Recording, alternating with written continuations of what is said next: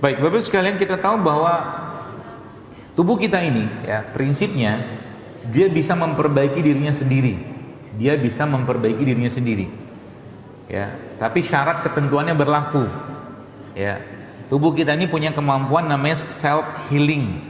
Self healing itu apa? Memperbaiki dirinya sendiri. Itu poinnya. Nah, tenang itu menjadi bab yang sekarang jadi penyakit. Lawannya namanya apa? Sekarang muncul namanya anxiety, cemas. Semua dicemasin. Itu penyakit kan? Kenapa bisa muncul kayak begini? Itu banyak pembahasannya. Tapi salah satu pembahasannya adalah dia nggak ngerti atau belum paham dengan makosid ini. Saya katakan tadi, penyakit-penyakit ada sekarang ini banyak lu nggak ada gitu loh. Gara-gara ulah kita sendiri. Ya, ulah kita sendiri. Tadi saya katakan puasa. Tadi sedikit nyinggung tentang puasa. Puasa itu makosidnya sebenarnya apa? Jaga hati kita. Allah sudah bilang, Allah nggak butuh puasamu sepanjang engkau masih bohong, fitnah. Kan gitu kata Allah. Itu kan penyakit tuh, racun. Jadi artinya apa? Sesuailah dengan kaidah yang Nabi sampaikan tadi. Nabi bilang apa? Kalau dia baik ininya, kolbunya baik, maka baiklah semua. Ya. Kalau ini bagus, maka normal lah semua. Jangan ada dendam, kata Nabi. Jangan ada hasad, jangan marah, jangan benci, jangan takut, jangan sedih. Ya kan? Itu kan penyakit semua tuh. Jangan curiga sama orang. Dikit-dikit dicurigai, dikit-dikit curigai. Nikmatilah. Apalagi masuk, ini penting nih pelajarannya. Apalagi sampai masuk ke teritorinya Allah. Ya. Begini Bapak sekalian. Anda ke sini atau kita ke sini nih, ada yang ngatur nggak? Adalah Allah yang memperjalankan kaki kita ke sini, bukan kita yang punya kaki. Ada banyak orang yang punya kaki tapi tidak ke sini hari ini kan? Ada banyak orang yang punya tangan juga nggak bisa melakukan apapun karena Allah nggak berkehendak gitu lah. Artinya apa? Semua urusan kita ini diatur, diawasi, dikendalikan oleh Allah. Artinya lihat, ketika ada orang curiga misalkan sama orang lain, aslinya dia curiganya sama siapa? Aslinya sama Allah. Apa yang mau dicurigain? Suami misalkan pergilah bekerja, istrinya curiga luar biasa, jangan-jangan kawin lagi lah misalkan gitu kan. Misal, apalah segala macam. Padahal apa yang mau dikhawatirin apa? Toh seandainya nauzubillah min zalik suami juga mengerjakan hal yang tidak baik, tanggung dosa sendirilah. Daripada jasadnya sang istri itu menderita gara-gara apa? Curiga. Itu poinnya. Jadi kalau suami Anda pergi mau kerja, pergilah. Saya titipkan kau pada Allah, selesai. Ya, kau buat baik semoga dapat pahala, kau buat dosa kau sendiri. Gak usah pusing-pusing, jangan disimpan itunya tuh. Paham ya? Karena itu penyakit. Sudah dijelaskan dalam Al-Quran. Sudah dijelaskan, hindarilah prasangka, kata Allah. Sudah dibilangin sama Allah kayak begitu. Ya. Nah makanya bab penyakit hati ini bukan tinggal kita sendiri yang paling paham kira-kira penyakit hatiku apa gitu. Kita paling paham. Saya tidak sama penyakitnya. Ada yang memang dari keturunannya dulu suuzon, ada itu. Ada dari keturunan namanya dia orangnya nggak pedean. Emang ada urusan apa dengan nggak pede? Secara fisik nanti akan ada efek. Kalau bahasa yang saya dapatkan itu tindas menindas. Teraniaya, jiwanya teraniaya. Jiwanya teraniaya. Ya. Maka kita ini bukan sekedar mewariskan hidung dari bapak, ibu, nenek moyang kita, telinga, mata, dagu, pipi. Enggak, kita juga mewariskan gen yang kaitannya dengan emosi. Ya. Maka itulah nanti. Jadi gini, saya kasih PR kepada Bapak sekalian. Apa PR-nya? Coba lihat, kalau ada, mohon maaf ya, misalkan ada satu keluarga, satu generasi di atasnya atau dua generasi itu jantung semua, terus generasi di bawahnya jantung juga, itu pasti ada satu benang merah yang kaitannya dengan emosi atau racun hati. Tidak mungkin nggak? Coba lihat aja, pasti ada. Karena organ kita ini ada jantung, ada paru, ada liver, ada segala macam, itu juga punya emosi atau perasaan. Dia punya emosi juga. Ya, maka emosi ini ketika bermasalah dan berlebihan, takut berlebihan, sedih berlebihan, gembira berlebihan, curiga berlebihan, maka yang akan terhantam adalah jasad. Situ rangkaiannya itu. Maka kalau kita ambil dari kalimat Nabi SAW tadi itu, kita mulai dapatkan apa tujuan syariat. Syariat itu tujuannya apa? Menjaga hati sebenarnya salah satunya. Supaya apa? Supaya tidak teracuni, supaya tidak bermasalah. Ya, contoh mungkin baca Quran, tilawah Quran. Apa fungsi tilawah Quran? Supaya bergetar hati itu. Allazina tatmainu qulubuhum bi zikrillah, kan kata Allah begitu kan? Ala bi zikrillah tatmainul qulub. Pertanyaannya, saya udah baca berkali-kali, tapi kenapa juga nggak ada getaran-getarannya? Banyak sebab. Bisa jadi karena memang kerasnya hati itu, ya. Atau bisa jadi juga suasana yang tidak mendukung. Maka perlu Anda punya mihrab sendiri dalam rumah atau di tempat. Mihrab itu maksudnya apa? Kalau mihrab masjid kan kayak begini nih. Tapi mihrab kita itu ya ada tempat khusus, ada sejadah kita, ada kasihlah pagar batas sedikit, Anda ngobrol situ sama Allah. Tempat khusus Anda bertakorup. Bagus itu. Doa lebih cepat dikabulkan insyaallah. Mihrab itu. Nggak perlu tempat, berarti harus bikin bangunan khusus, enggak. Ya sajadah bentangkan, kasih pembatas, Anda sudah nyatakan ini mihrabnya saya. Nah, bagaimana Maryam alaihissalam itu kan punya mihrab sendiri. Ya, saking dahsyatnya mihrab itu Allah turunkan makanan dari langit. Ya, unik tuh makanannya. Buah-buahan yang tidak lagi musim tapi Allah kirim. Kan gitu kisahnya dari surat Maryam itu. Ya, jadi pertama itu mulai dari situ. Ya, kita mulai interogasi terus sekalian. Ini penyakit hatiku ini apa? Ya. Mulailah dari penyebabnya apa? Penyebabnya adalah semua pelanggaran syariat yang kita kerjakan itu pasti akan membuat hati kita bermasalah cepat atau lambat, sedikit demi sedikit. Pasti. Contoh nih, banyak ngomong itu penyakit, apalagi ngomong nggak bermanfaat. Ya, banyak ngomong itu penyakit. Ngomong aja terus kerjaan. Ya, nggak penting ngomong aja terus. Ya, ibu-ibu nih, makanya kalau ketemu dengan teman-teman yang obrolannya, jadi mulai kita filter. Obrolannya nggak bermanfaat, stop. Nggak usah bergabung di situ. Cari obrolan yang lebih bermanfaat. Mulai itu masuk. Makanya beberapa sebab penyakit lemahnya iman atau hati, kata Ibnu Qayyim al-Jauziyah rahimahullah, itu adalah salah satunya apa? Tadi kan banyak makan. Banyak makan obatnya apa? Puasa. Banyak ngomong, banyak diam, banyak zikir saja. Maka Nabi Zakaria alaihissalam waktu minta tanda, ya Allah, apa tanda bahwa istriku sudah hamil?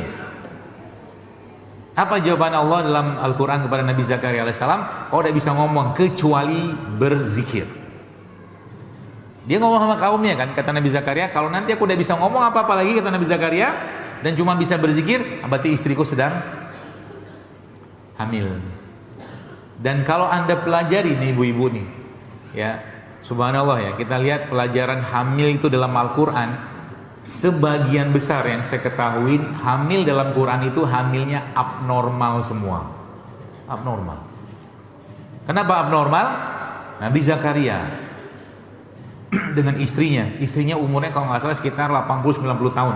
Beliau juga sudah usia sekitar 90-100 tahun seingat saya. Udah nggak normal kan? Tapi bisa. Ya, Maryam sama.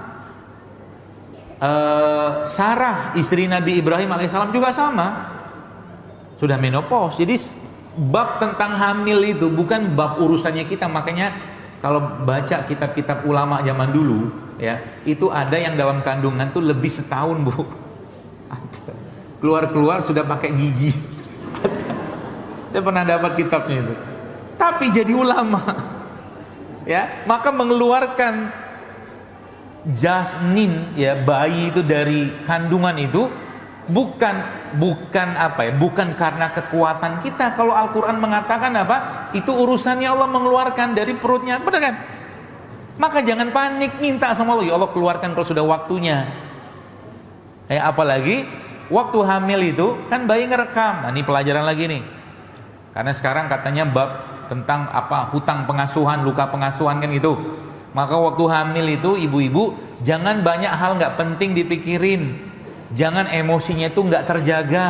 Maka disuruh apain? Banyak diam, banyak zikir, banyak kebaik-baikan, sedekah segala macam. Supaya apa? Janin itu seperti waktu di dalam kandungan itu seperti piringan apa CD itu loh, dia ngerekam apa yang dirasakan oleh emaknya, ya, maka dia akan rekam itu. Maknya sedih dia tahu, maknya bahagia dia tahu, maknya lagi dicaci dihina dia tahu. Maka anak misalkan sang ibu dicaci, misalkan dihina, dimaki oleh nggak tahu oleh siapa gitu ya, maka anak itu ngerekam. Maka hati-hati dengan kalimat, apalagi waktu hamil, ya. Termasuk juga kalau lagi pengen apa, kalau bisa fasilitasi aja. Bahasa kita namanya apa? Ngidam. Ya, asal jangan ngidamnya logam mulia aja. Ya, ngidam rujak nggak apa-apalah. Fasilitasi aja, kayak keinginan itu ya. Nah, udah 1:30, belum ada setengah materi. Oke ya, jadi bagaimana cara kita memperbaiki hati itu loh sekalian? Maka jawabannya perbanyaklah ibadah. Apa aja, zikirnya dibanyakin, tilawahnya dibanyakin, sodakohnya dibanyakin. Jadi semua ibadah itu pada akhirnya akan memberikan kebahagiaan dan kebaikan dalam diri seseorang. Itulah yang nanti perlahan-lahan akan mengikis penyakit hati kita. Kenapa? Karena lama-lama tauhidnya akan kokoh. Kalau sudah sampai tauhidnya akan kokoh, gak banyak lagi permintaannya. Hatta itu waktu sakit, Anda bacalah doa-doa para nabi itu kalau mereka lagi kesulitan, adakah permintaan? Gak ada. Gak ada permintaannya. Nabi Yunus alaihissalam waktu sakit atau waktu dalam perut ikan besar itu, apa doanya? Ada permintaan nggak? Ya Allah, keluarkan aku dari perut ikan ini. Itu menunjukkan apa? Menunjukkan dia sudah punya kekuatan hubungan yang baik sama Allah. Sehingga apa? Kalimat tauhid itu saja sudah cukup membuat Allah akhirnya menurunkan pertolongannya. Kita bisa contoh sebenarnya, tidak masalah, bisa kok. Asal apa? Jaga hubungan dengan Allah. Jangan bikin dosa. Kata Nabi itu hati kita itu putih aslinya, dosa titik hitam, dosa titik, akhirnya lama-lama hatinya hitam, kelam, kata Rasulullah SAW. Nabi Ayub alaihissalam doanya apa? Rabbi anni masaniyad dur wa anta arhamur rahimin. Ya Allah, aku ini sakit. Cuman ngomong itu doang. Ada permintaan? Ada. Ada. Allah yang kasih sakit, ya kan? Allah yang kasih sakit. Apa Allah nggak tahu? Apa maksudnya Nabi Ayub ngomong ke Allah, ya Allah aku ini sakit. Lah sakitnya Allah yang kasih. Tapi itulah bentuk kemanjaannya seorang Nabi kepada Allah. Itulah maksudnya. Manja, bermanja-manja sama Allah. Nabi juga mengajarkan, Nabi kita sallallahu alaihi wasallam juga mengajarkan, ya. Dalam keadaan genting dan bingung Nabi itu membaca doa, ya. Doanya isinya apa? La ilahul alimul azim, la ilahu rabbul arsyil azim, la ilaha illa rabbus samawati wal rabbul arsyil karim. Apa doanya? Asma Allah semua disebut. Ya. Itulah tanda si hati ini sudah mulai terkonek dengan Allah. Jadi urusan penyakit itu sebenarnya gampang, beneran gampang, susah apa? Bukan sulit yang kita bayangkan sebenarnya. Ya. Karena bisa jadi, nah lihat nih. Berarti tadi nih makanan ruhnya kan dapatkan. Makanan ruh itu berarti apa? Syariat-syariat kita itu kerjakan dengan benar. Pahami makosidnya. Pergi umroh harus tahu dulu umroh itu buat apa. Makosidnya umroh itu apa? Haji itu apa? Jangan sekedar umroh, pergi umroh, foto-foto depan Ka'bah, depan Multazam, cenganges-cengenges, pahala umroh pun dapat. Enggak. Sekarang nih haji-haji yang bisa berangkat itu, Bu, Pak, kalau saya saran, semakin banyak amal solehnya kita yang kita sembunyikan, semakin aman. Serius. Karena iblis itu paling pandai menggoda kita. Contoh nih, wah berangkat haji, furoda tahun ini, foto, lagi di, gitulah. Masuk setan, riaknya muncul, selesai semua sudah. 600 juta. Paham maksudnya ya? Ngapain, gak ada gunanya. Biar Allah yang tahu sajalah. Gitu loh. Apalagi amal-amal yang mengeluarkan uang cukup banyak, gak ada gunanya. Ya biarin travelnya aja yang share-share, kita nggak usah. Yang penting bisa umroh. Ya, saya kemarin bertemu dengan salah satu ulama, masya Allah. Ya, kalau saya sebutin tahu lah bapak ibu namanya. Ini masya Allah berkahnya ngurus syariat, dia bilang. Jadi beliau ini ahli dalam bidang ekonomi. Ya, S1, S2, S3-nya, masya Allah. Pokoknya ilmunya luar biasa lah. Dan dia menjadi salah satu anggota World Islamic Bank gitulah, Bank Islam Dunia lah gitu. Anda tahu umrohnya sudah berapa? 200 kali lebih. 200 kali.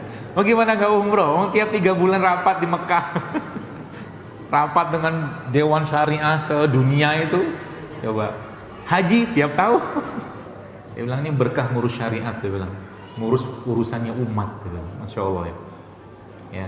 Makanya tadi ya, syariat itu ya, perintah-perintah Allah tuh kalau kita kerjakan itu pasti membahagiakan, nggak mungkin nggak. Ya, jadi kalau kita masih merasa berat puasa Ramadan, berarti belum belum ngerti makosidnya. Kita masih berat katakanlah sedekah, kita belum ngerti makosid sedekah itu apa. Ya, macam-macam tuh, kita belum ngerti macam-macam lah, tilawah segala macam. Nah, lagi-lagi itu semua akan menjadikan kita apa? Pada akhirnya akan menjadikan iman itu terbina dengan baik, tauhidnya terbina dengan baik. Sehingga nanti kalau apa? Kalau sakit ada masalah, gampang ngomongnya sama Allah. Ya Allah, ya la ilaha illallah Muhammad Rasulullah. Seperti itu aja, kadang-kadang simpel, sederhana, tiba-tiba Allah selesaikan masalah dengan sangat mudah.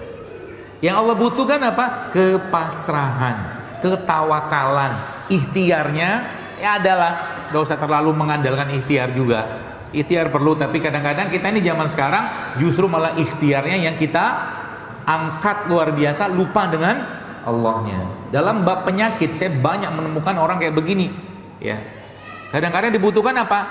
Sakitnya istri atau sakitnya suami itu kadang-kadang yang dibutuhkan pelukannya suami, pelukan istri, pernyataan cinta, pernyataan kasih sayang, pernyataan bahwa aku bahagia dengan dirimu sebagai suamiku atau istriku. Itu masya Allah obatnya luar biasa, obat luar biasa itu. Ya, nanti bapak-bapak pulang ini peluklah istrinya itu. Ya, dibuat kayak malam pertama lah lagi. Ya, istrinya juga, pokoknya seru-seruan lah gitu kan. Makanya ini sedikit tips ya. Saya pernah satu hari itu sama seorang ya guru saya juga lah, seorang ustadz juga. Dia beliau ngajak saya pergi ke toko. Ya, saya nggak usah sebut di mana lah. Yang jelas bukan di Indonesia. Terus dia ngapain kalau sekalian? Beli baju seksi buat istrinya. Woi, keren kan? Macam-macam dia beli tuh baju seksi. Wah mantap nih, saya bilang gitu kan. Dan ada seorang syekh juga pernah ngomong sama dia, sampai bingung sih karena syekhnya pun nggak pernah beliin. Nah, itu perlu. Jadi kalau anda lagi di rumah berdua gitu kan, ya sudahlah, ya selesaikanlah. Ya, tapi beliin dulu bajunya biar muncul lagi rasa cinta itu. Karena bisa jadi itu akan jadi, bukan bisa jadi, itu adalah obat cinta itu. Beneran. Cinta itu obat, Bu. Kasih sayang itu obat. Ya, kepedulian itu obat, menghargai itu obat. Ya, kita tuh kadang-kadang contoh begini. Lihat nih. Misalkan nih ada seorang bapak-bapak, ada seorang suami, dia kena darah tinggi. Dia datanglah ke ahli pengobatan terkenal, sudah dijelaskan begini dan obatnya begini dengan diagnosa yang boleh katakan tepatlah dan dia ahli sekali. Ya. Kalau bab secara akidah kita akan pakai di situ, kita pasang akidah di situ, maka kita akan muncul loh bahwa akan waktunya sembuh kalau Allah berkehendak sembuh. Oke. Tapi kalau babnya realita di lapangan, dalam kesehariannya si bapak atau suami tadi itu, katakanlah si ahli pengobatan ini kasih 3 macam obat herbal misalkan gitu lah ya. Udah jelas-jelas ini cocok lah obatnya gini kan. Tapi waktu ngasih itu, lihat, Waktu ngasih itu sang istri manyun, ngomelin suami, sudah tahu kayak begini masih juga wah wah wah wah, wah gitu loh misalkan. Maka suami tadi ketika makan itu kan terhina dia, tertindas dia, terzolimi dia, teraniaya dia. Ya gitu makanya sering saya bilang, ya guyon saya itu kadang-kadang ada orang ya, bapak-bapak makan emping 1 biji, 1 keping emping, habis itu naik asam uratnya 1 doang. Kenapa bisa muncul kayak begitu? Karena waktu, mungkin ini ilustrasi saja, waktu dia makan emping itu, istrinya bilang sudah tahu asam urat masih juga makan emping. Nah, gitu. Maka empingnya tadi akan menjadi emping yang menindas sang suami, meskipun yang dimakan cuma 1. Kalau dalam bab tema pengobatan yang saya pelajarin, suami yang kena asam urat itu suami yang teraniaya. Sama juga kalau istri yang kena, itu suami yang atau istri atau suami yang teraniaya atau tertindas. Kalau dalam babnya kalau pakai urusannya emosi gitu kan. Baik, sampai sini ya. Jadi mulai tadi makosidnya, hadis Nabi SAW ya tentang kolbu tadi, obatnya apa, tek gitu. Ya, jadi nanti mulai sekarang Anda interogasi, Anda introspeksi kita semua, ini penyakit hatiku apa? Jangan ini teruskan ke generasi berikutnya. Inilah yang namanya penyakit keturunan. Ya, penyakit keturunan. Saya beberapa waktu lalu ketemu dengan seorang bapak-bapak dengan ibunya, dengan istrinya. Kebetulan beliau ya pas lagi saya ada di kafe waktu itu, janjian kafenya nanti kapan-kapan boleh main, kafe JSR namanya, di Jati Asih. Nanti kapan-kapan main, itu di depan ada standnya itu. Ini nanti malam juga ada rombongan ibu-ibu dari Jambi, ada 38 orang, mereka naik bus pergi tur masjid ke masjid. Nah, baguslah saya bilang. Lama itu perjalanannya, dari Jambi, Bandung, Jogja, nanti Jakarta. Nanti malam mereka sebelum masuk Merak mampir dulu ke kafe. Nah gitu. Saya senang, kenapa? Ya baguslah tur masjid ke masjid, nanti kalau bisa di masjid nanti cari ulamanya, kiainya, ya minta tausiah. Jadi perjalanan itu berkah gitu loh. Enggak cuma perjalanan biasa. Nah, bapak itu cerita bawa lab istrinya. Jadi ceritanya apa? Ceritanya adalah menurut hasil lab itu dan penjelasan yang menanganinya, ini harus dioperasi. Terus saya bilang sama bapaknya, Pak, saya bilang, menurut bapak, istri bapak ini sakit nggak? Enggak. Lah kenapa dioperasi? Saya bilang, operasi pun jantung, kata dia begitu. Oh iya, oke. Terus kenapa mau dioperasi? Ya, nggak tahu. Ya sudah, kalau memang tidak perlu dioperasi ya sudah. Tapi itu serah bapak sih ya, menurut saya itu kan. Tapi saya pengen cari tahu dulu, saya bilang. Ngobrol sama dia. Singkat ceritanya, jadi dia cerita, bapak ini cerita bahwa dulu dia dididik banget sama bapaknya itu keras sekali. Pokoknya dimarahin lah, macam-macam lah, maki-maki gitu-gitulah ya. Sehingga itu apa ya? Harusnya sih menurut saya nggak boleh. Tapi itu akhirnya kayak nyambung ke rumah tangga sekarang. Akhirnya sama istrinya itu sering masalah gitu loh. Nah itu saya bilang babnya. Jadi saya bilang sama dia, istri bapak ini cuma butuh cinta, saya bilang, butuh kasih sayang, butuh penghargaan, butuh kepedulian, udah itu aja obatnya, beneran deh. Kan emang dari lab normal semua, cuman dia sering mengeluh macam-macam tuh keluhan tuh, jantung yang berdebar gini gitu, mimpi buruk. Ini bukan jin, saya bilang, ini kurang pelukan. Nah gitu ya. Jadi kalau ibu-ibu nanti lagi berdebar-debar, peluklah suami ibu. Bapak-bapak juga peluk yang lama. Berapa lama? 20 detik. Menurut risetnya begitu. Ya. Itu akan mengalirkan ya hormon atau energi positif dalam diri kita kepada orang yang kita peluk. Jadi kalau mau meluk anak jangan kecepatan. Tamain dikit tuh, kalau bisa pakai stopwatch tuh, agak apa gitu. 20 detik. Ya, gitu ya. Obat hatinya tuh. Banyak sebenarnya, tapi itu saya kasihkan kaidahnya aja. Nah, baru kita masuk ke makanan. Kalau udah masuk itu sebenarnya bab tadi adalah makanan ruh. Makanan ruh itu sebenarnya adalah ibadah, ya.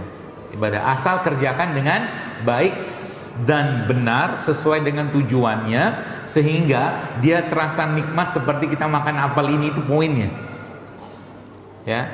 Kita sering dengar kan riwayat di mana salah satu sahabat yang disebutkan itu terpanah, lalu dia minta dicabut panahnya waktu lagi sholat. Kita sering dengar riwayat itu kan. Kok bisa? Karena dia menikmati sholatnya itu.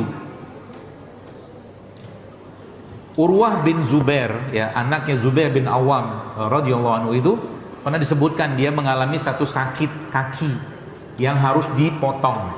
Terus kata dokternya apa? Kata dokternya, ini harus dikasih, zaman dulu kan gak ada obat bius, harus minum khamar baru bisa dipotong itu supaya dia mabuk. Gitu loh. Zaman dulu kan gak ada bius kayak sekarang. Dia bilang, wallah saya gak mau. Dia bilang, gak mau. Nah gini aja, solusinya gimana? Ini harus dipotong, kalau dipotong menjalar ke atas. Oke, dia bilang. Apa yang dikerjakan? Subhanallah ya. Ini Urwah bin Zubair, salah satu tabi'in ini, dia katakan begini, oke, saya akan berzikir, dia bilang, ketika kamu lihat wajahku memerah, potonglah kakiku saat zikir itu. Canggih ya, sakti nih orang. Tapi habis potong itu yang pingsan beliau. Tapi masya Allah kan, nggak masuk kamar kan, seperti itu. Ya, jadi kenikmatannya makanan ruh ini harus kita rasakan, bahkan jauh lebih nikmat daripada makanan jasad. Itu poinnya. Tilawah harus nikmat, sholat harus nikmat, zikir harus nikmat. Lagi habis sholat itu baca subhanallah, tasbih, tahmid, tahlil itu jangan cepat-cepat. Subhanallah, subhanallah, rasakan teh. Dia makanan. Allah. Apa manfaatnya? Setan yang muncul nanti itu. Ya. Karena zaman sekarang kan katanya setan-setan dan jin-jin itu kan lebih pintar. Ya, ketika ada orang baca perukiahnya nggak terlalu pintar dan terlalu jago, nah jinnya yang mengkoreksi, itu salah bacaan ayat kursinya, kata dia. Ada begitu. Coba tanya sama teman-teman perukiah, itu ada kayak begitu. Udah canggih dia. Gitu loh. Kalau zaman dulu nggak usah dirukiah. Kenapa nggak usah dirukiah? Subhanallah ya. Lihat kisahnya Imam Ahmad itu. Apa yang terjadi? Ada orang mengadu kepada beliau, rahimahullah, ya Imam Ahmad. Ada seorang yang kena sihir. Minta beliau datang, nggak usah. Bawa sandalku ini, pukulkan kepada orang yang kena sihir tadi. Pergi jin itu. Itu seorang tabi'in, ulama kan. Umar lebih sakti lagi. Kata Rasulullah apa? Umar tuh kalau ada dua lorong, Umar lewat lorong itu, setan akan milih, iblis akan milih lorong yang selainnya kan? Kan gitu hadisnya kan? Terus saking saktinya, bukan sakti sih, canggihnya, kuatnya itu akidahnya. Kalau sudah akidah itu tenang, masya Allah. Apa sudah kuat itu kita, apa yang mau dikhawatirkan? Tenang aja. Ya, semua begitu sudah ada ketetapannya Allah di sana. Ya, nah, sampai jam berapa ya?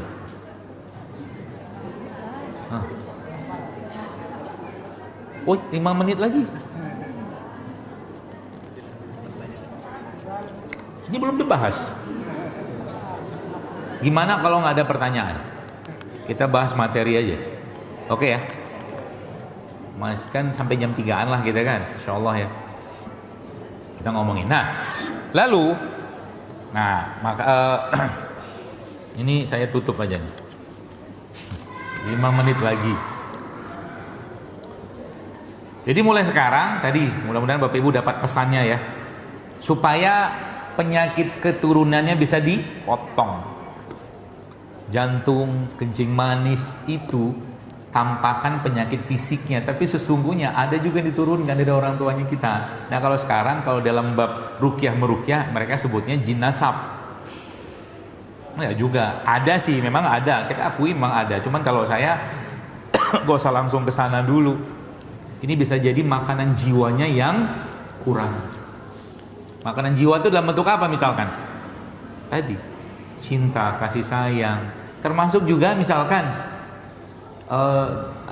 istri itu kan dia suka jalan gitu kan, dia kalau memang tidak melanggar syariat dan memang tidak ada fitnah untuk dia pergi jalan, izinkan saja jalan, karena itu makanan buat dia.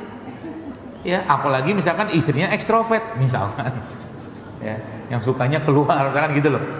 Suruh pergi jalan aja enggak apa-apa, gitu loh. Ya, nah, baru masuk ke bab tentang makanan jasadnya. Ya, jadi makanan jasad ini pun lagi-lagi kalau dia diiringi, ya, diiringi dengan apa? Diiringi dengan kecurigaan, paling banyak itu, ya. Maka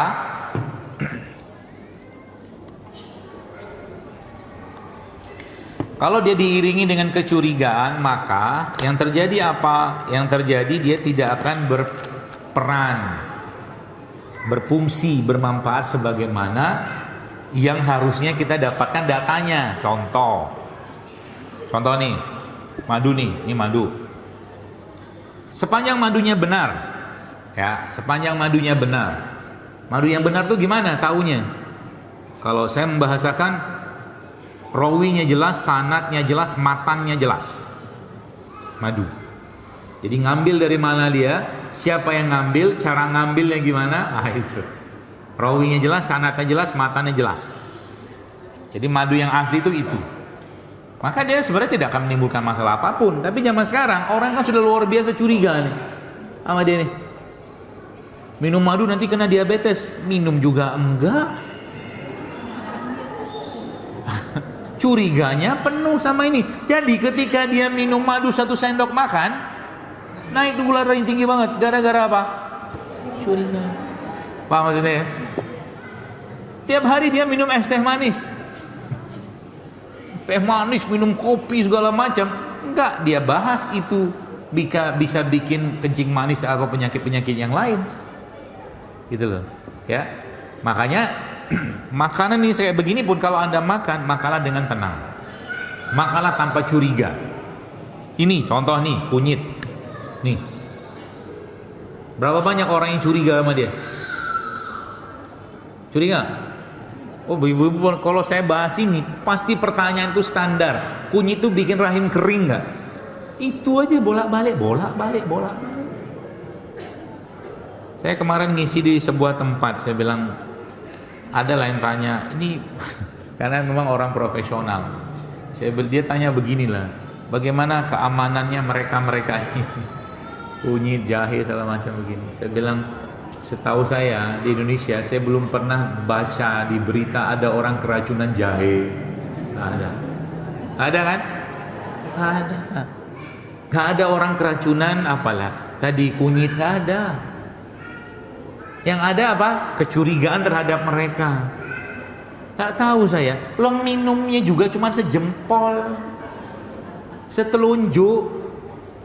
Kunyit ini, mana kunyit tadi? Kunyit ini setahu saya nggak salah sih. Dosis maksimalnya sehari dan bisa menimbulkan efek tidak baik itu, seingat saya itu kalau Anda minum sehari itu 200 gram atau 2 kilo, banyak banget itu. Nih saya kasih lagi ilmunya.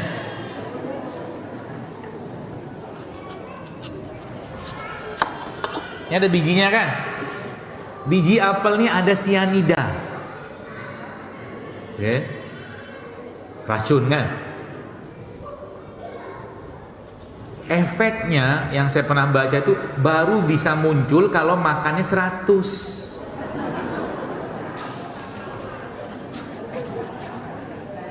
Jadi sekarang itu kita itu subhanallah, mereka ini pun dicurigai. Kalau saya minum air kelapa nanti kena ginjal nggak? Macam-macam. Padahal inilah yang Allah ciptakan, yang saya bilang bahan bakar tadi itu ya ini. Mereka ini.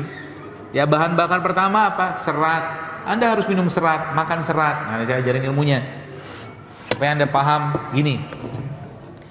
Ini ada nanas. Kita ini kan sekarang manusia modern ini kan sebagian besar dari kita ini sekarang ini kan kekurangan enzim. Enzimnya kurang. Enzim kurang malah minum obat buat enzim. Padahal kayak nanas kayak begini nih isinya kan enzim semua. Sebagian besar enzimnya itu ada pada bonggolnya. Bonggolnya dibuang. piye iki? Ini kan bonggolnya nih. Dia potong aja. Bonggolnya. Lagi Anda kurang enzim, perutnya kurang enzim, nggak enak apa segala macam, ya ambil nih bonggolnya. Nah, caranya gimana? Kalau mau gulanya banyak, cari nanas yang matang banget. Kan gulanya banyak tuh. Ya. Kalau nggak mau gulanya banyak, cari nanas yang mengkel. Bahkan kalau bisa masih hijau. Jadi gulanya nggak banyak, sehingga nanti Anda makan nanas, gula darah Anda pun nggak terlalu tinggi, meskipun itu nggak masalah. Ya, tapi bonggolnya ini Anda ambil dulu, potong tuh, tok tok tok tok tok tok tok, makan bonggolnya, cocolin garam. Bagus buat enzim pencernaan. Mudah nggak? Mudah. Gitu ya. Nah, ini ilmunya. Nanas kayak begini, jadi buah-buahan kayak begini bagus sekalian ya. Nanas ini aja yang saya ketahuin.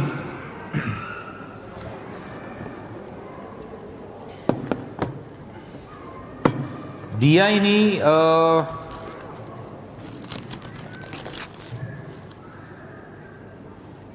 inti selnya, kandungan intinya. Nanas ini kan kalau anda kita bahasa kita kan dia makanan asli kan, real food bahasa kita kan.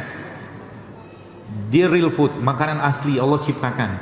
Tapi intinya saja cuma 30% intinya sel. Artinya kalau anda makan nanas, sisanya itu apa? Ya serat, air, apa gitulah. Intinya cuma 30%.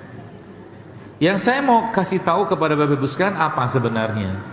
Yang saya mau kasih tahu, ini makanan asli saja cuma 30% inti atau nyawanya. Gimana kalau makanan olahan? Masih ada nyawa nggak? Ada. Itu maksudnya. Jadi makanan-makanan olahan itu hampir-hampir udah nggak ada nyawanya lagi. Karena sudah diolah kan. Ya. Sedangkan makanan kayak begini saja itu tidak 100%. Ya, kecuali satu. Kalau yang saya dapatkan itu kata guru saya itu dia mengatakan berarti ada dong buah yang semua bagiannya itu inti selnya. Ya. Dia bilang ada dia bilang. Apa itu? Kurma. Nggak ada kurma sih. Jadi kurma itu semua bagiannya inti sel, termasuk biji-bijinya itu. Bahkan banyak dari makanan itu bagus kan, atau mungkin buah ya, itu inti selnya itu ada di dalam biji. Jelas ya? Jadi kalau Anda makan mangga itu aslinya kalau bisa dimakan bijinya makan. Kalau bisa. Ya kalau nggak bisa nggak apa-apa. Artinya kalau Anda makan dagingnya saja nggak sampai 100%. Gitu loh maksudnya. Ya. Biji mangga tahu ya? Bukan yang keras itu, bukan. Yang bijinya itu di dalamnya itu loh. Itu maksudnya. Itu ada sepet-sepetnya itu. Jadi kalau makan durian, kan orang Jawa dulu kan makan itu ke beton apa namanya kalau nangka itu kan. Itu dimakan karena intinya di situ. Ya. Jadi kalau makanya bab ini kalau diteruskan, maka kalau Anda beli buah, belilah buah yang ada biji. Karena intinya di situ. Ah gitu. Nyawanya itu di situ. Ya. Jadi kalau ada orang misalkan gini kan, dia bilang saya mau hidup sehat. Pergilah beli dia jus kemasan di toko. Ya. Kenapa? Mau kasih surat lagi? Nanti dimarahin jemaah. Dia pergilah beli jus di toko, ya. Apa kayak sirup apa gitu kan? Itu kira-kira masih ada nyawanya nggak? Jadi kalau Anda ini bahan baku kita nih mau tiap hari, tubuh kita nih mau berisi, maka makanlah real food tiap hari. Bahasa real food itu sederhana. Semua yang Allah ciptakan tumbuh di tanah yang kita kupas, itulah real food. Itulah.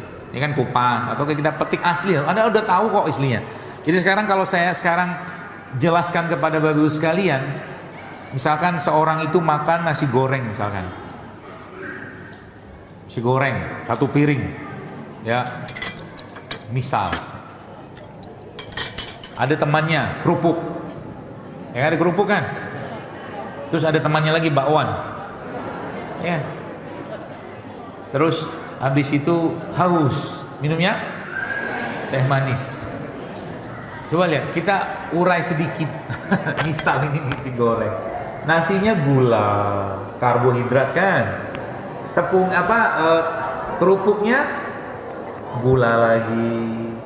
Bakwannya gula lagi. Minumnya gula lagi. Makanya habis makan lemot, ngantuk. Jadi yang paling banyak serat di nasi goreng itu apa? Acarnya.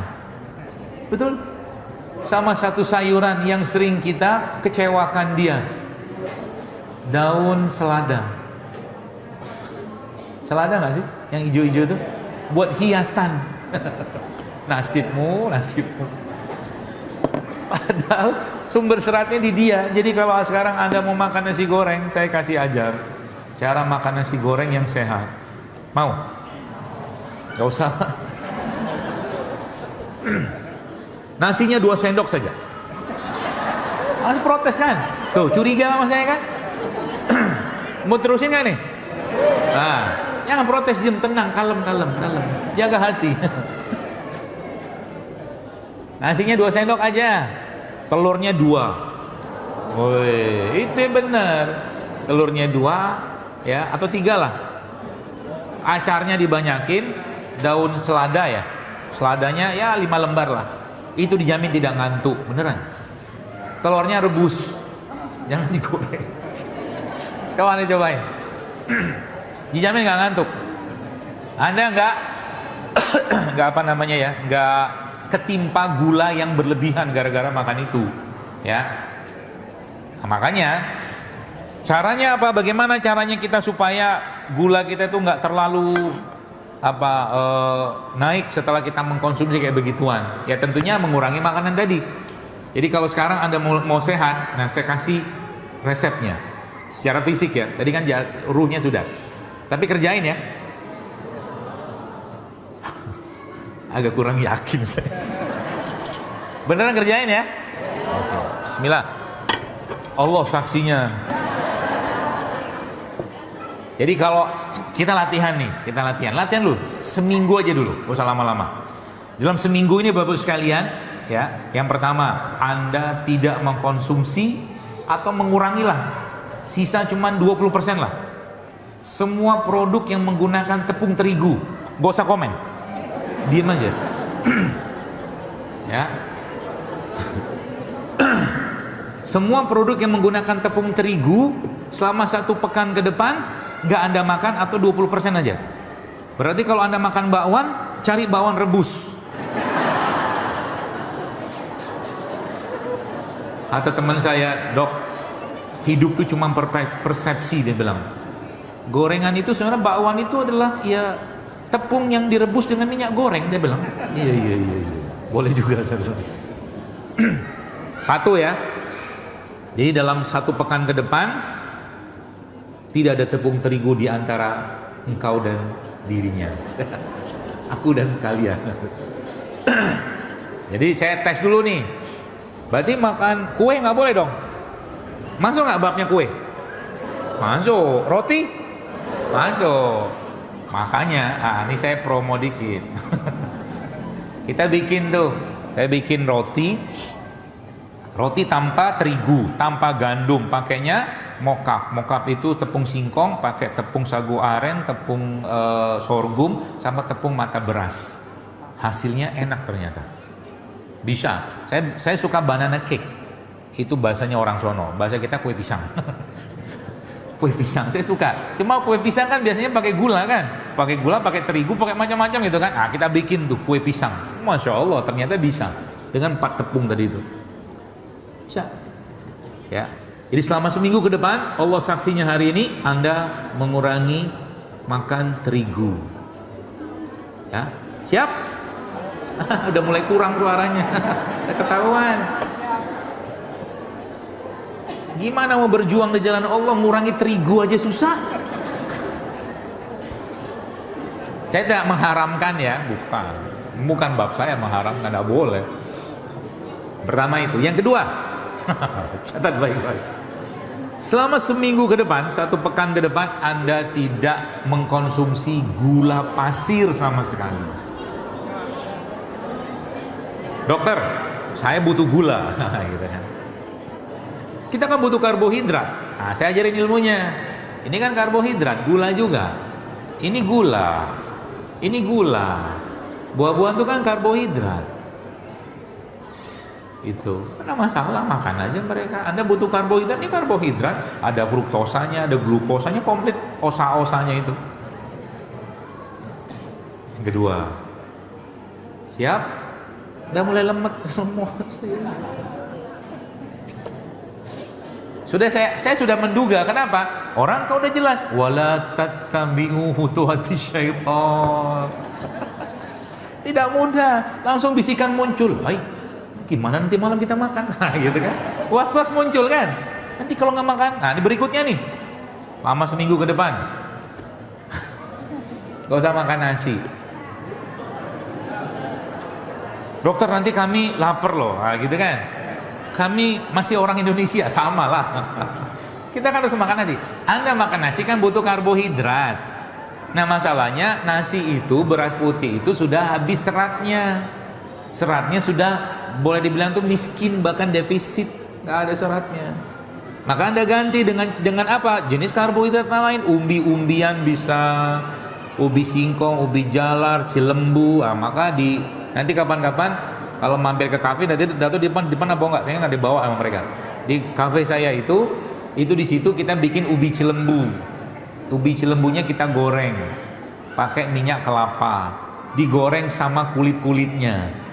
Ternyata enak kulitnya ubi itu. Ya, nanti kapan-kapan cobain. Kalau mau mampir. Kalau nggak bikin di rumah juga nggak apa-apa. Ya, itu. Sudah berapa? Yang pertama tadi apa? Tes dulu nih. Tepung, gula, nasi. Berarti dokter mengajarkan tidak makan karbohidrat? Enggak, tetap makan, cuma cari yang berserat gitu loh. Tapi karbohidratnya dikurangi. Berarti dibanyakin apa? Proteinnya sama sayurnya. Jadi nanti kalau Anda makan 1 piring itu, nasinya nggak usah banyak-banyak, banyakin tahu tempe sama sayurnya. Berarti karbo itu kapan kita makannya? Kalau perlu Anda makan. Kalau nggak perlu nggak usah makan. Kenapa? Kita sudah terlalu banyak makan karbo. Beneran.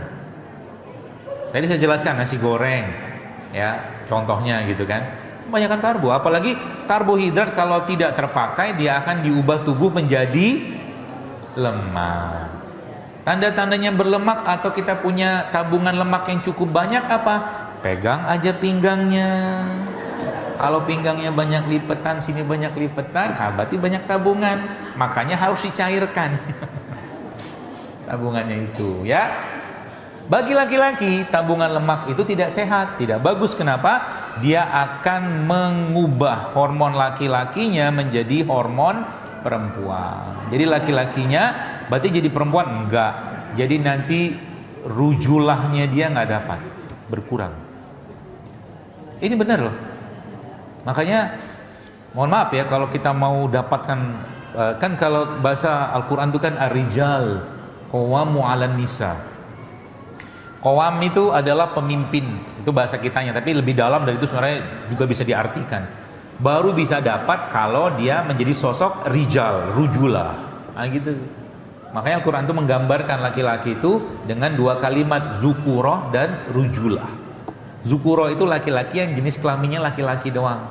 Tapi rijalnya, sosok jantannya laki-lakinya itu gak dapet. Makanya saya gak habis pikir itu kalau ngelihat yang Korea-Korea itu, geli gue.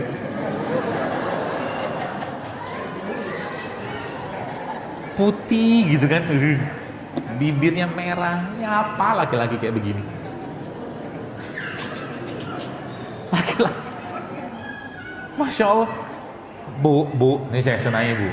Anda kalau jatuh cinta pada laki-laki karena tampangnya, jangan jawab dulu, karena tampangnya, hartanya, jabatannya, atau karena sosok dia yang punya karisma.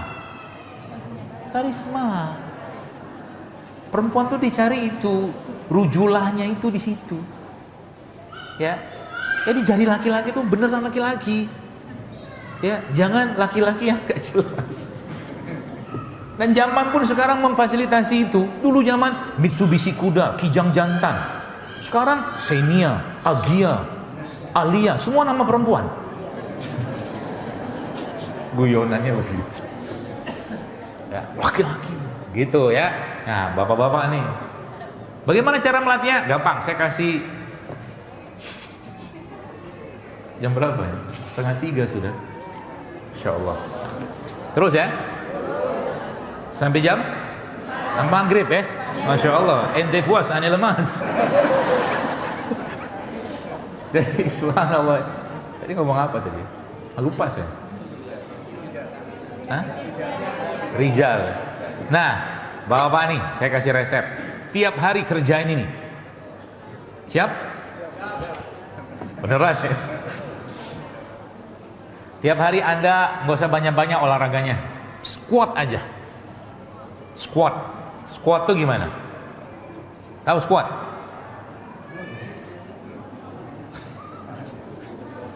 Masa saya praktekin? Nggak apa saya praktekin ya. Tapi janji praktekin ya. Di rumah. Berapa kali sehari minimal? 20 kali sehari. Tiap hari kerjain. Supaya Anda testosteronnya makin beradab. Makin bagus. Squat tuh begini. Anda pegang beban lah ya. Pegang beban. Apa kayak jangan istri dipegang. Ini boleh atau yang 600 mili juga boleh. Pegang di depan begini. Anda turun 20 kali. Ya, nanti sini panas nih. Itu nanti mulai tuh dapet testosteronnya, ininya makin kuat, sehingga nanti istri bahagia. Gitu ya. Mau ini lebih berat lagi boleh, Anda ambil yang berapa kilo, 5 kilo, 10 kilo, Anda begini juga boleh. Gitu. 20 kali, nggak usah banyak-banyak. Ya. Semakin banyak, ya makin bagus. Pegel nggak? Pasti pegel. Tenang aja. Ya, memang itu yang dicari. Berarti kalau ibu-ibu boleh nggak ngerjain? Boleh. Apalagi yang tadi pagi saya share di IG itu gerakan-gerakan sederhana banget, paling 7 menit tuh. Ya, push up segala macam. Ya, karena butuh itu kita. Ya, gerak. Ya. Itu. Berarti ya bab pertamanya, tema pertamanya, 3 tadi kan, terakhir. Belum selesai hukumannya. Bukan hukuman sih. Belum selesai. Yang terakhir apa? Minyak goreng. Minyak goreng. Berarti itu dokter tidak menyarankan digoreng. Nggak apa-apa. Dokter, saya pakai minyak goreng nggak, pakai di rumah minyak kelapa aja. Ya. Berarti kalau nggak digoreng bisa diapain? Kukus, rebus, atau mungkin dipanggang kan bisa. Ini judulnya latihan, ya. Lagi-lagi Anda akan merasakan ini sebagai satu beban kalau Anda tidak tahu manfaatnya. Tapi banyak orang yang mengerjakan ini tuh subhanallah ya. Sakit dengkulnya hilang, badan makin fit, banyak. Itu saya bilang mudah sebenarnya kalau kita mau. Ya. Jadi berapa tadi? 4. Mulai malam ini. Janji ya? Janji. Saya aja dari pagi belum makan ini. Emang sengaja nggak makan, karena tubuh kita tuh kalau kita biasakan kita berkomunikasi sama mereka, ya nanti makannya kalau lapar aja, gitu, anteng dia. Ya kalau lapar makan, kalau nggak lapar nggak usah makan. Makanya kenapa banyak orang zaman sekarang pada obesitas, badannya gede-gede. Kenapa? Kebanyakan makan, udah titik gitu aja. Nggak lapar makannya sudahlah double ya. Ya, jadi kalau sekarang saya tes nih. Apa tesnya? Tesnya berarti kalau misalkan Anda makan pizza. Pizza itu masuk makanan sehat nggak? Iya makanan, tapi kalau bilang sehat sih enggak lah. Kenapa nggak sehat? Sudah mulai paham ya? Nah itu ilmunya. Gitu. Berarti kalau saya mau bikin roti, boleh nggak? Boleh. Coba cari roti yang ada serat, yang tidak pakai gula pasir. Nah gitu. Jadi otak kita kan mikir, berarti kalau kita nggak makan nasi putih, bisa pakai nasi apa? Banyak, merah, putih, coklat, ada, hitam. Kalau nggak makan nasi, nggak apa-apa juga. Yang penting makan karbo, kalau memang butuh karbo. Singkong, jagung, karbo. Ya, gitu. Minum dulu.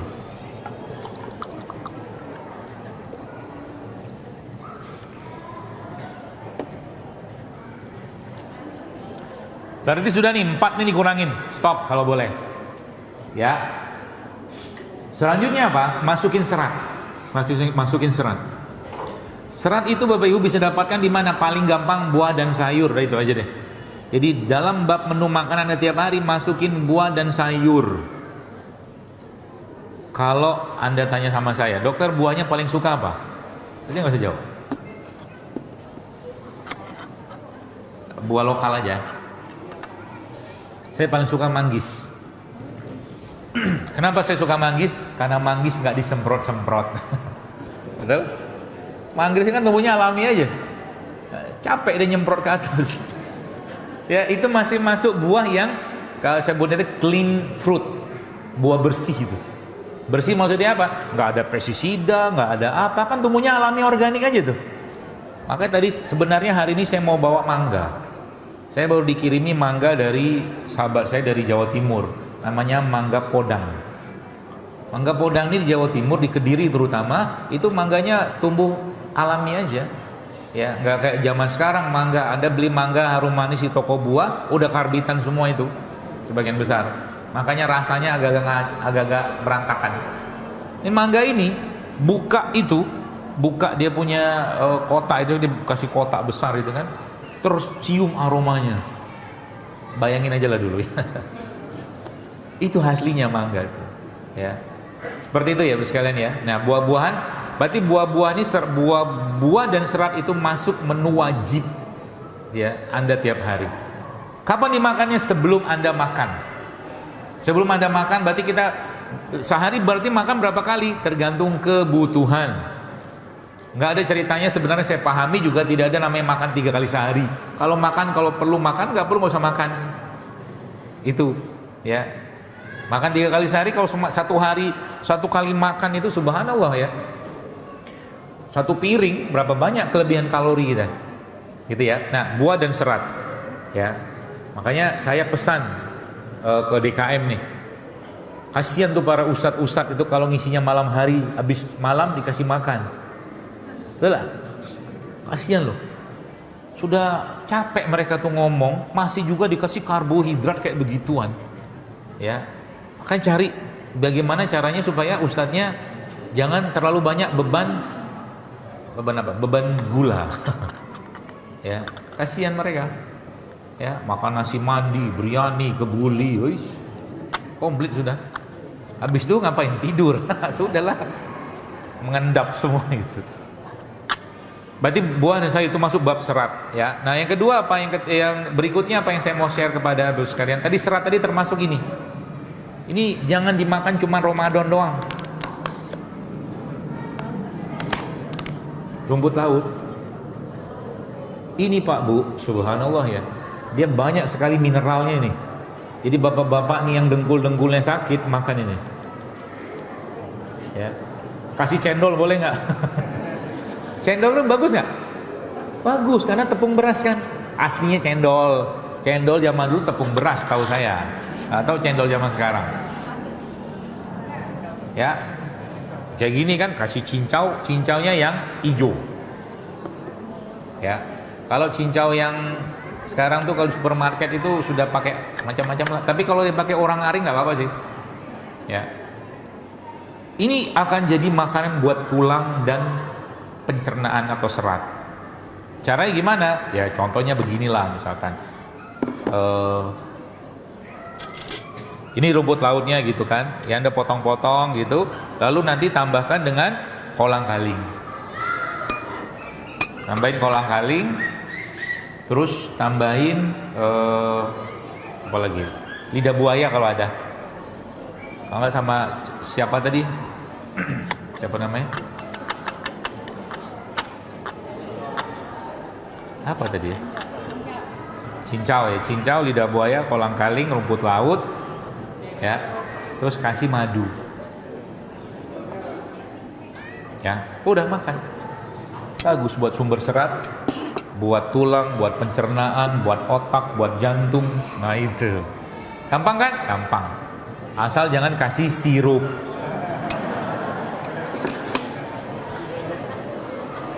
Saya itu mimpi, kalau bahasanya itu majelis tamanu itu berkhayal. Suatu hari kelak masjid-masjid itu takjilnya sehat-sehat. Ngarepinnya begitu. Kalau nggak sehat-sehat juga, saya aja bikin masjid, nanti saya bikin takjil sehat. Jadi orang sehat kan lama-lama kan? Gara-gara membiasakan dengan yang sehat. Berarti itu serat ya. Nah, apalagi yang kita bisa konsumsi, tapi tidak mesti tiap hari. Ini juga nih, ini juga boleh. Ini kelapa. Kelapa ini juga salah satu pembersih racun yang bagus. Ya, ini kelapa tua.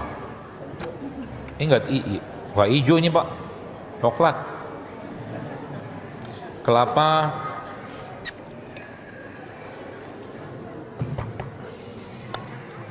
tua. Kalau yang kemarin baca tulisan saya itu ya ini, dagingnya ini, tapi ini belum tua banget sih ini. Boleh kelapa tua yang buat santan itu. Nah itu jumber serat juga tuh, nanti bapak-bapak supaya jantungnya sehat, makan tuh kelapa. Berapa banyak? 1/4 aja kelapa tua yang buat santan itu. Nah itu dimakan 1/4 sehari, nanti BAB-nya lancar tuh. Ya. Saya sudah tahu Anda mau ngomong apa. Kremian kan? Gak usah lu memfitnah kelapa sembarangan. Apa? Ya kelapa tua itu airnya jangan dibuang ibu, minum. Ya, jangan buat cuci tangan itu airnya. Airnya kelapa tua itu jauh lebih baik daripada air isotonik yang mahal-mahal supermarket itu. Subhanallah, jangan dibuang. Ya.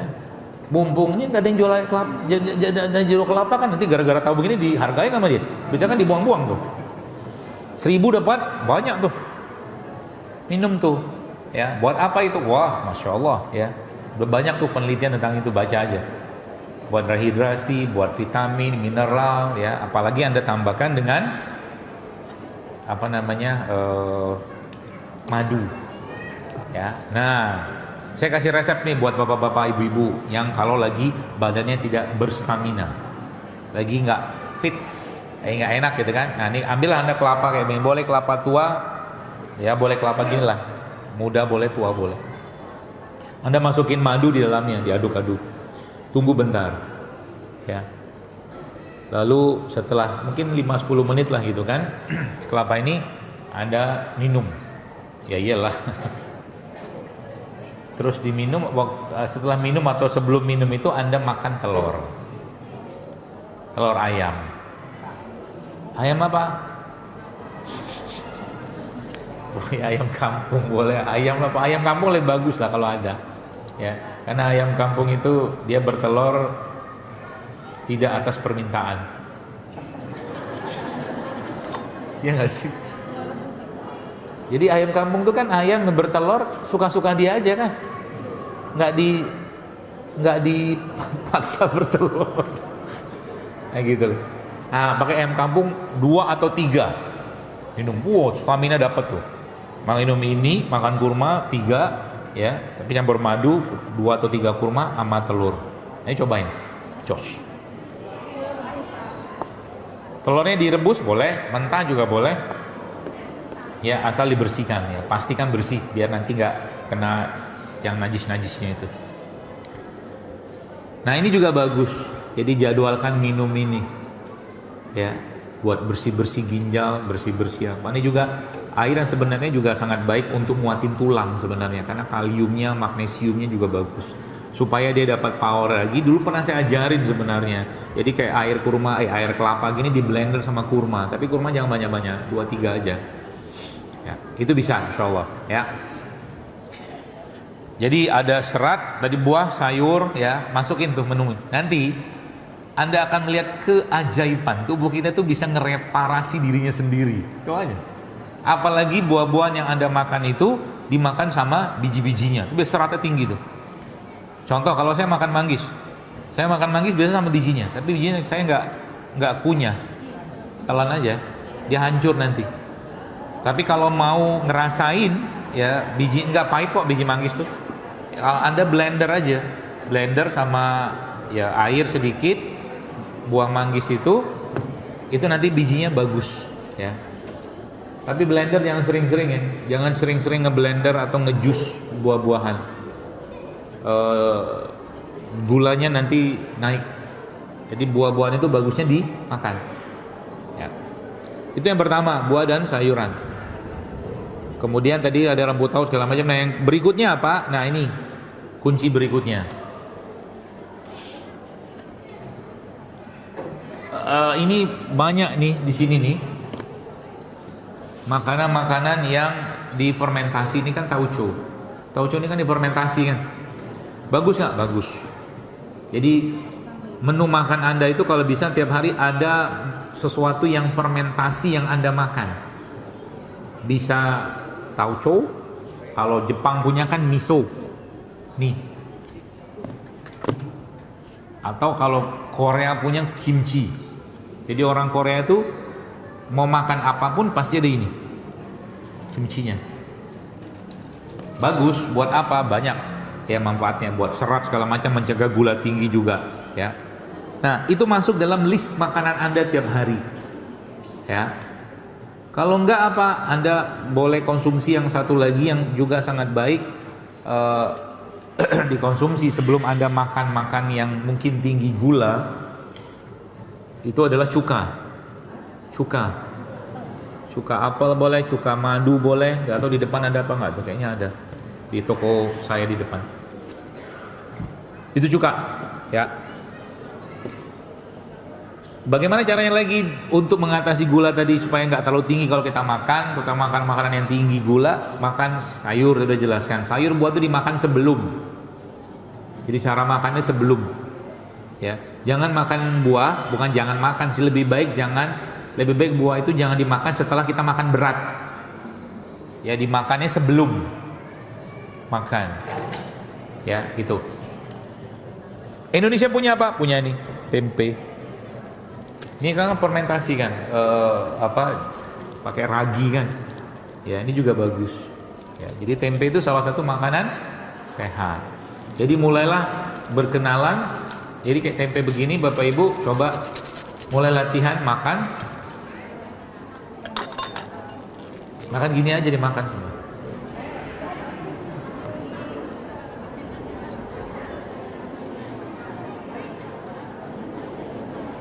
Mau agak sedikit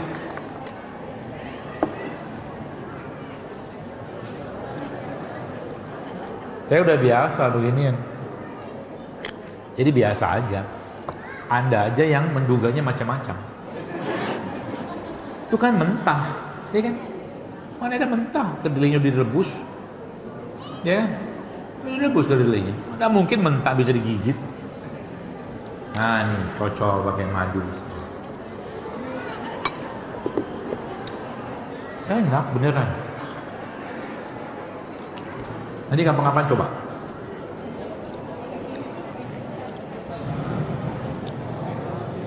Kenapa nggak digoreng? Minyak. Berarti kalau gorengnya pakai minyak kelapa boleh nggak? Boleh. Tapi tepungnya akan terigu lagi. Ya, makanya nanti tempenya kalau tetap pengen diolah dibacem aja. Bacem. Atau di pepes gitu kan. Latihan dulu lah pokoknya. Berarti dokter nggak makan gorengan sama sekali? Adalah. Kadang-kadang setahun sekali. Kemarin saya diajak teman. Saya safar kemarin ke Jawa Timur. Diajaklah saya makan ke suatu tempat yang dia katakan itu keajaiban dunia setelah Bromo, dia bilang. Tempat makan. Saya nggak usah sebut makanan apa. Saya makan itu muntah. Saya nggak usah sebut makanannya apa ya, bahaya. Judulnya ngormatin dia. Ya sudahlah, makanlah. Saya habis itu muntah saya. Akhirnya flight saya pun ketinggalan. Muka saya pucat, muntah, masya Allah. Dan nolak dia. Ya gitulah. Nah, tempe ini juga masuk, ya, makanan sehat aslinya. Cuman kita memperlakukan tempe tadi begitu, bawaannya pengen digoreng semua gitu. Padahal aslinya sebenarnya fermentasi itu sangat baik, ya. Nah itu. Nah yang terakhir ini yang juga tidak kalah pentingnya, bukan terakhir, beberapa yang sebelum terakhir adalah kacang-kacangan. Jadi ibu-ibu, kalau nanti Anda masak nasi, supaya nasinya tidak tinggi gulanya, campurkan biji-bijian di situ. Nah, biji-bijian, kacang hijau, kacang kedelai, macam-macam. Sekarang sudah ada, maaf, kalau saya ngomongin nanti dicuplik sama yang bikin produknya. Ada yang kemasan kecil, ada isi biji-bijian, ada habatus soda, ada wijen. Nah, itu ada ibu yang tahu tuh. Itu bu, ya, masukin biji-bijian itu, tuh mantap, mengurangi gula dan seratnya, jadi nasinya jadi tinggi. Itu kalau dapat itu, kalau nggak dapat gimana? Anda campurkan VCO ke nasinya, ya. Jadi urutannya, kalau pakai urutan makan itu supaya gula kita tuh nggak tinggi banget setelah makan, maka kaidahnya apa? Kaidahnya makan karbo terakhir. Makan karbo terakhir. Berarti makan dulunya pertamanya apa? Sayur, buah. Setelah itu protein. Ya, jadi kalau nanti sudah mulai mengatur makan, nanti isi piring kita itu yang paling banyak dominannya adalah protein dan sayur. Nasinya jangan banyak-banyak, secukupnya aja. Kalau perlu nggak usah pakai. Ya, itu ya nggak apa-apa. Aman kok kita beneran. Saya kadang-kadang sehari itu nggak ada makan sama sekali nasi. Berarti ada konsumsi karbohidrat, gula, adalah buah-buah, ini kan karbohidrat semua, tidak masalah. Kalau butuh ya makan, gitu aja. Ya, jadi carb come last, karbohidrat terakhir. Urutan makannya kalau mau pakai urutan, ya, seperti itu. Kemudian selanjutnya biji-bijian, ini kan ada kacang almond, walnut, kacang-kacang lokal, nah itu biji-bijian tuh. Ya, kacang-kacangan tuh bagus. Ya meskipun ini untuk harga sih mahal lah, saya kasih tahu aja.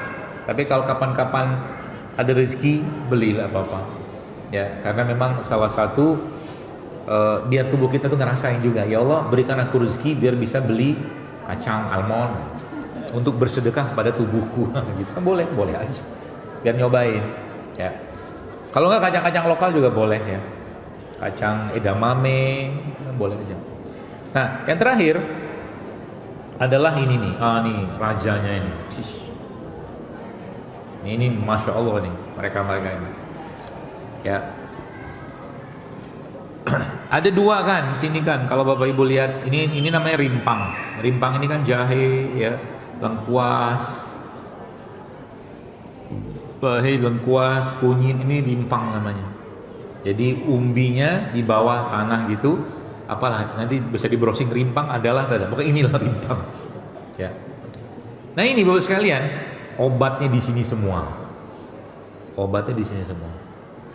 ya. Bagaimana caranya nanti, ya sebelum saya ngomong itu nanti saya jelaskan dulu. Ini rimpang, kalau ini kan rempah, ini rempah nih. Inilah harta karunnya negeri kita. Ini yang dulu harganya lebih mahal dari emas zaman dulu. Sekarang kayaknya mulai naik nih, jahe agak mahal sekarang. Ya, ini rempah, ini rimpang. Ini obatnya kita. Ya.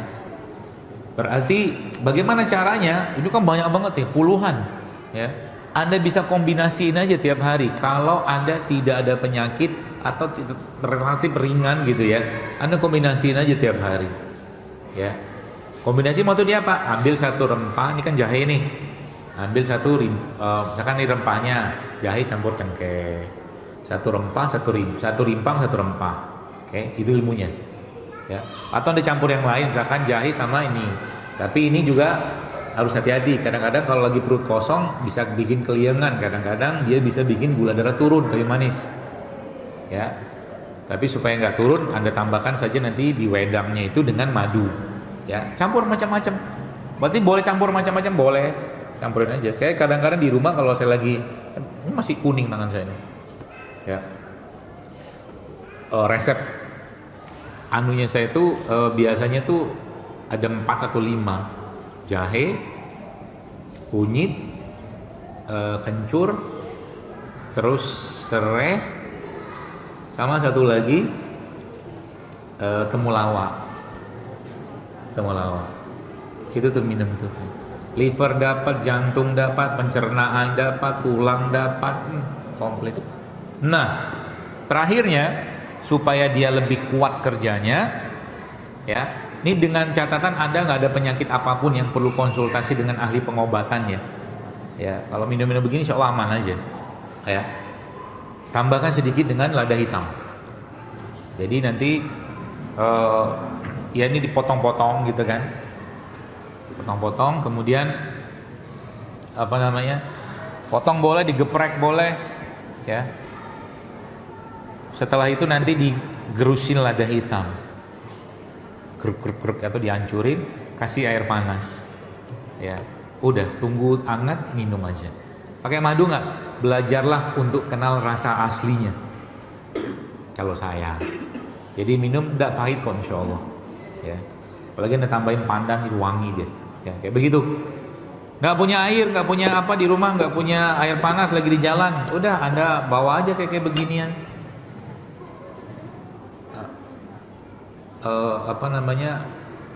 Sudah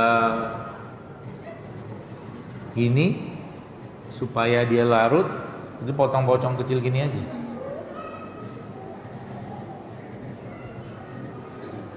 Tapi butuh waktu beberapa jam supaya dia larut dalam air ini. Prosesnya itu ya dinanoin, bahasanya begitulah, dinanoin. Gampang kan? Gampang. Ya, semudah itu. Makanya kita tuh bersyukur banget tinggal di Indonesia kalau saya ini. Masya Allah begini-begini. Orang-orang Barat tuh sekarang baru kenal ini. Ya, kunyit itu zaman setahu saya berapa tahun lalu tuh susah dapat di Amerika dalam bentuk utuh ya begini, karena kebanyakan bubuk. Kita mau tinggal pergi pasar model goceng juga dapat, bumbu dapur namanya kan, itu bisa jadi minuman itu, ya itu masya Allah. Bumbu dapur itu kan ada serai ya, termasuk juga serai bisa Anda campurkan di situ nanti, ya tukar-tukar tiap hari aja. Kalau memang Anda nggak ada penyakit, minum sehari 1 gelas 2 gelas gitu kan. Lihat nanti makannya sudah dibenerin, jadi kan urutannya kan ruhnya, jiwanya, jasadnya gitu. Masuk tek, dia reparasi sendiri. Ya reparasi sendiri. Semudah itu sebenarnya, ya. Nanti pelan-pelan penyakitnya akan hilang. Semudah itu, beneran. Ya. Kalau mau, ya. Tapi tadi ya memang nggak mudah. Sama kayak saya sering bilang tuh, sama kayak orang sholat tahajud.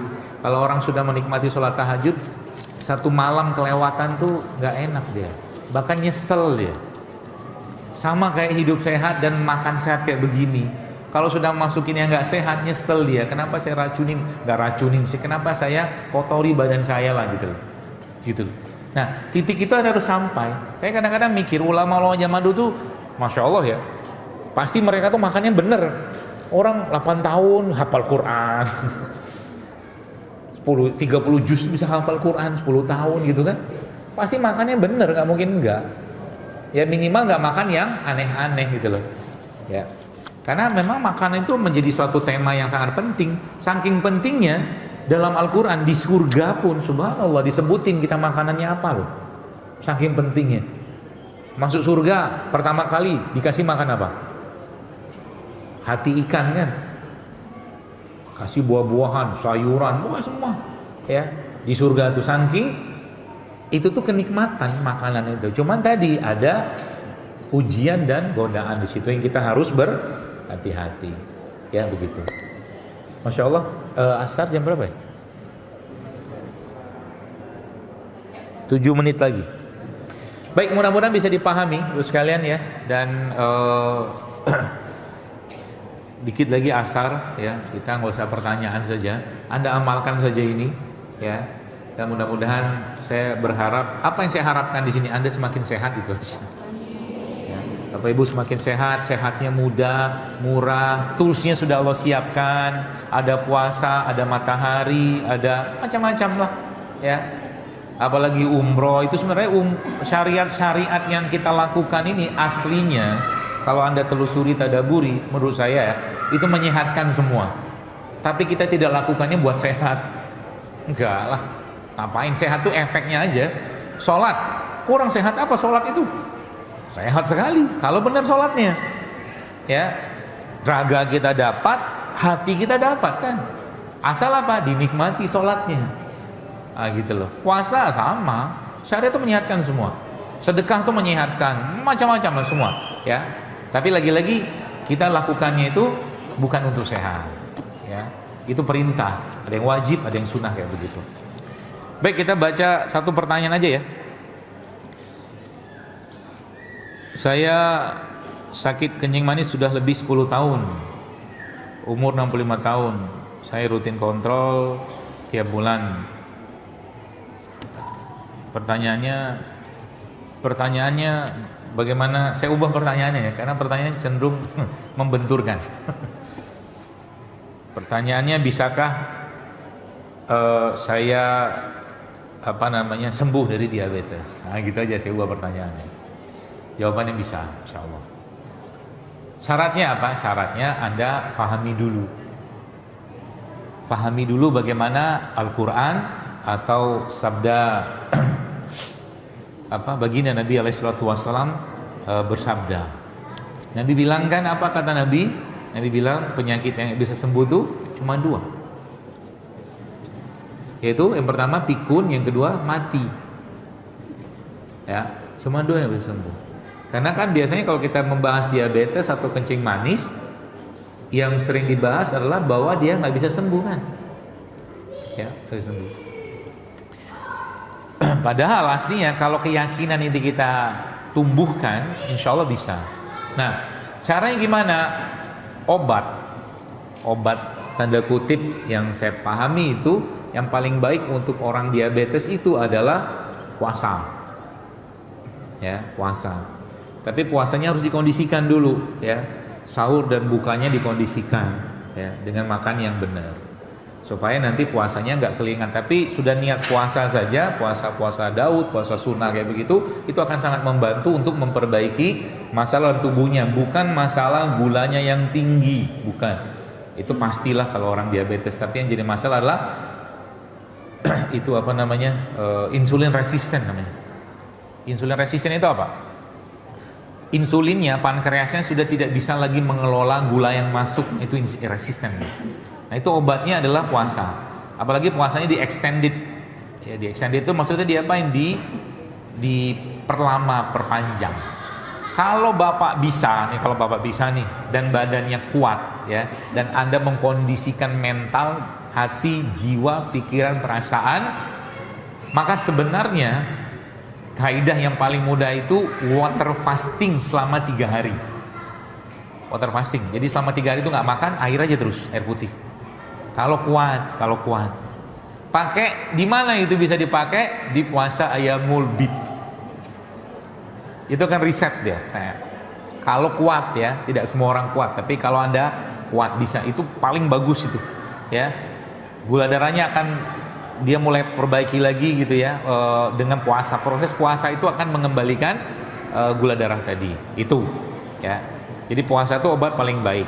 Obat kedua apa? Obat keduanya, obat tanda kutipnya adalah tadi resisten training, latihan beban. Itu obat ya, itu sangat baik ya. Latihan beban itu contohnya apa? Tadi squat, plank, push up, atau pegang beban ya, apa aja sifatnya memberi beban ke badan, itu juga sangat baik dalam memperbaiki pankreas ya. Yang ketiga, banyak ini panjang ya.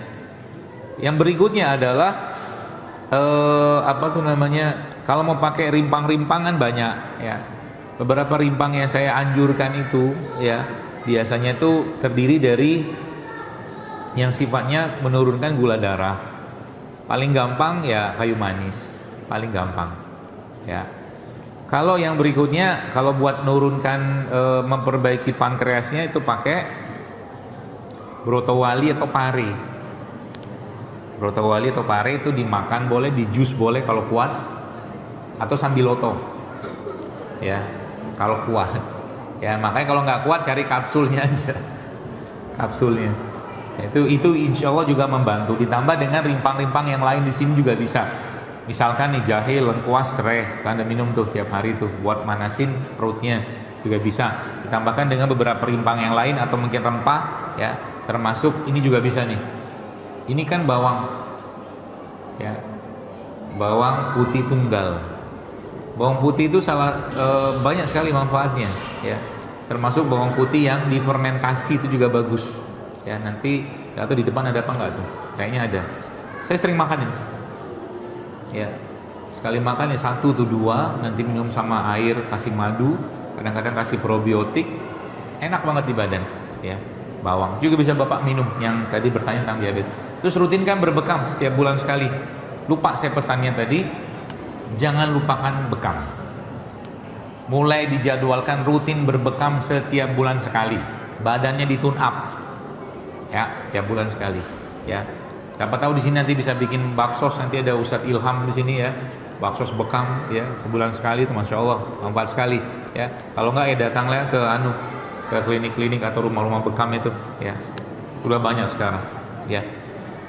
Itu daun salam, serai banyak ya, ini pun Anda bisa pakai ya. Tapi panduannya apa ya, tadi gula olahannya Anda stop ya, gula olahan yang tadi kaidah 4 tadi pakai aja, ganti dengan yang lain, insya Allah akan sangat bermanfaat.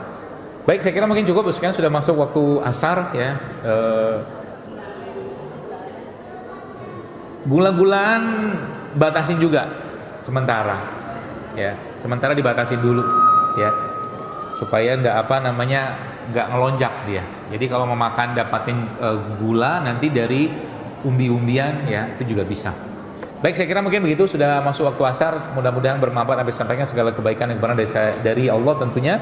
Segala kekurangan dari saya pribadi saya mohon ampun, minta ampun pada Allah dan mohon maaf kepada Bapak sekalian. Semoga apa yang saya sampaikan ini bermanfaat dan semoga yang sakit Allah sembuhkan ya, yang sehat Allah jadikan semakin taat, semakin sehat, dan semoga yang paling penting kita bisa mengembalikan jasad ini kepada Allah dalam keadaan yang baik sebagaimana Allah menciptakan dalam keadaan yang baik, sehingga kita tidak atau dipermudah hisab kita nanti dalam urusan bagaimana menjaga tubuh kita ini. Dan semoga Allah wafatkan kita semua dalam husnul khotimah.